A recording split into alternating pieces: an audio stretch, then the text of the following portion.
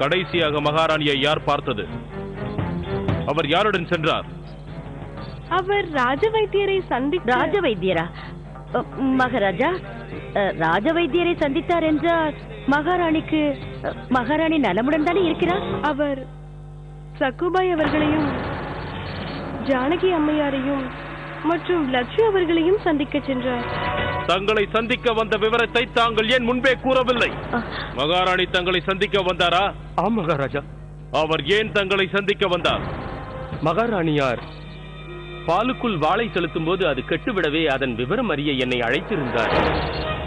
எனக்கு மிக முக்கியமான பணி ஒன்று உள்ளது. பிரதம மந்திரியாரே, ரகுநாத், இதுதானா தங்களின் பாதுகாப்பு ஏற்பாடு? மன்னியுங்கள் மகாராஜா, யாமே மகாராணியை தேடி கண்டுபிடித்து அழைத்து வருகிறோம். நானே சென்று அவரை தேடிக் கொள்கிறேன். மகாராணி! மகாராணியாரே, மகாராஜா பாருங்கள், இது மகாராணியாரின் கொலுசு. இந்த பெட்டியை வண்டியில் ஏற்றிக்கொண்டு நான் சொல்லும் இடத்தில் தான் வண்டியை நிறுத்த வேண்டும். சரி. மேலும் இந்த பெட்டியை யாரும் திறக்கக்கூடாது. அப்படி யாராவது திறந்தால் இது மகாராஜா கங்காதர் ராவிற்கு சம்பந்தப்பட்ட விஷயம் என்று சொல்லுங்கள். வேலை முடிந்துவிட்டது. வேறு யாருக்கும் இந்த விவரம் தெரியாதல்லவா? இல்லை. ஆனால் எனக்கு ஒரு சந்தேகம். இந்த விஷயம் மகாராஜாவிற்கு தெரிந்துவிட்டால் நாம் என்ன செய்வது?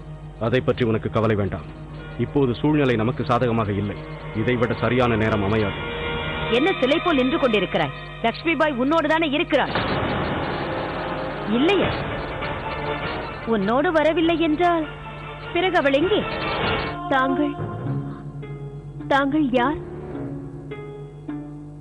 அரண்மனையில் பணிபுரியும் எந்த பெண் உனக்கு இங்கு வருவதற்கு வழியை சொன்னாலோ அவள் என்னுடைய மகள்.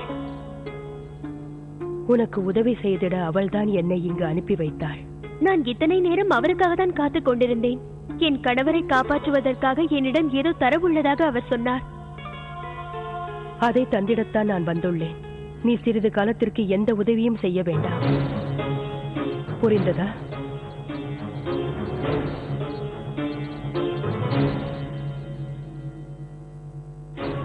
இதை பெற்றுக்கொள். இதை நான் உனக்காக காசியிலிருந்து கொண்டு வந்தேன். உன் காலில் கொலுசு இல்லை அல்லவா?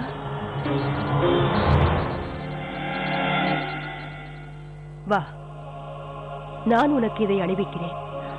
ஆனால் இந்த கொலுசு,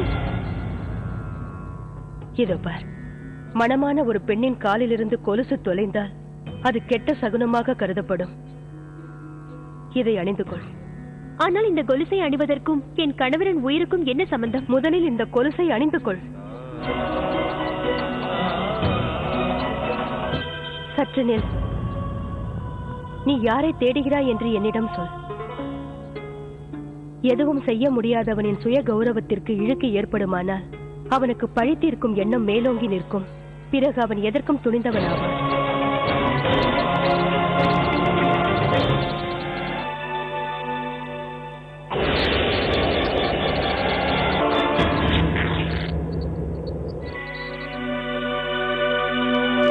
தாங்கள் இப்படி எந்த விவரமும் சொல்லாமல் சென்று விட்டால் தங்களை பற்றி என்ன எண்ணுவது? என்னை மன்னியுங்கள் மகாராஜா. நான் செல்வதை தங்களுக்கு என்னால் சொல்ல முடியவில்லை. தங்களின் பாதுகாப்பு காரணமாக நான் அந்த இடத்திற்கு தனியாக செல்ல நேர்ந்தது.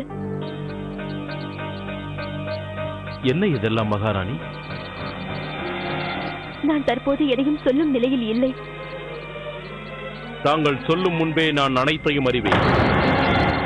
ராஜ வைத்தியர் அனைத்தையும் கூறிவிட்டார். எனக்கு எதுவும் நேர்ந்து விடாது. கங்காதர் அத்தனை சுலபமாக மடிந்து விட மாட்டான். நான் எப்போது அரண்மனைக்குள் வந்தேனோ அந்த நொடியில் இருந்தே நம்மை அழிப்பதற்கு சதி திட்டங்கள் தொடங்கிவிட்டன. நான் உண்மையிலேயே பெரும் பாக்கியசாலி. இந்த கங்காதர் ராவுக்கு தங்கள் மீது மிகுந்த நம்பிக்கை உள்ளது. தாங்கள் என்னோடு இருக்கும் வரை எனக்கு எந்த கேடும் நிகழ்ந்திடாது. இனி நாம் இருவரும் ஒன்று சேர்ந்து இந்த சதி திட்டங்களை எதிர்கொள்வோம்.